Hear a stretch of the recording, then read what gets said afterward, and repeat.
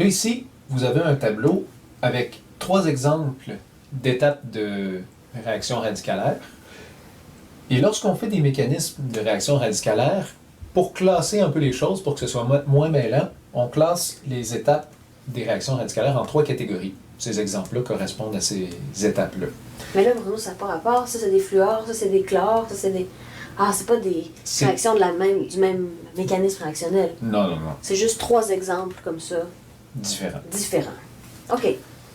Bon, ben, essaie de me décrire qu'est-ce qu'on a dans le premier exemple ici. Oui. On a une molécule de F2 Uh-huh. qui se dissocie en 2 radicaux F. Oui, 2 radicaux F. Ça veut dire que si je veux faire le mécanisme qui montre les flèches courbes qui montrent ça ici, il va falloir que je fasse le bris de la liaison homolytique. Le bris de la liaison homolytique, ben, ça se fait avec la flèche courbe à demi-tête. Un électron de la liaison s'en va sur un des atomes de fluor, puis l'autre va sur l'autre atome de fluor. Ça prend donc 2 flèches à demi-tête pour montrer le déplacement des 2 électrons de la liaison. Un qui s'en va sur le premier fluor, puis un sur le deuxième. C'est le bris de la liaison. Oui. OK. Ensuite, on a une molécule, ici c'est un méthane, avec un radical chlore. Et là, à la fin, on a un radical méthyle et une molécule de HCl. Ça signifie qu'il y a eu un bris de liaison entre le C et le H et une formation de liaison entre le radical Cl et l'hydrogène.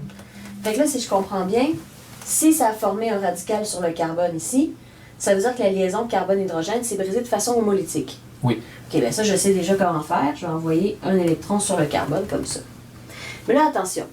L'autre électron de la liaison carbone-hydrogène ne va pas aller sur l'hydrogène, parce que sinon, à la fin, on aurait un radical hydrogène. On n'a pas ça. En réalité, il y a la moitié de la liaison carbone-hydrogène, c'est-à-dire un des 2 électrons, qui va aller faire une liaison avec le chlore. Donc, les 2 électrons célibataires, celui qui est le dernier électron tout seul de l'hydrogène, puis l'électron célibataire du radical chlore, vont former, à eux deux, la liaison hydrogène-chlore, qui est la liaison qui est représentée ici. Donc, plutôt que d'envoyer ma flèche vers l'hydrogène, et attention ici, je vais envoyer l'électron ici, la flèche, comme dans le vide. Là, c'est un peu perturbant. Mais elle s'en va pas vraiment dans le vide. Elle s'en va vers la flèche de l'autre électron célibataire. C'est comme 2 flèches à demi-tête qui se rencontrent. Ils peuvent se rencontrer n'importe où. C'est pour montrer que ces 2-là vont former une liaison. Puis après ça, ben, il faut s'imaginer que ça...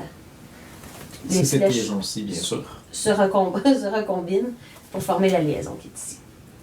Donc voilà, 3 flèches à demi-tête ici. Ici, on n'en avait que 2. C'est bon. Ensuite, on a 2 radicaux qui se rencontrent pour former une molécule. Ah, ben ça c'est facile. On a déjà les électrons célibataires. Alors, comme ça. Comme ça. Bon. Et ça fait la nouvelle liaison, qui est cette liaison-ci, la liaison carbone-oxygène. Ça, c'est 3 types de réactions radicalaires.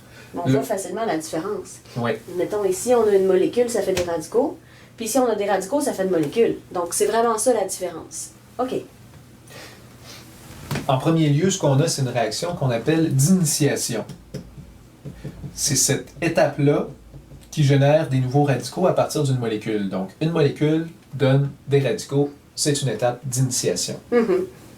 La deuxième étape, on a une molécule avec un radical qui forme un radical avec une molécule. Le radical est toujours là, mais s'il n'est pas sur la même molécule.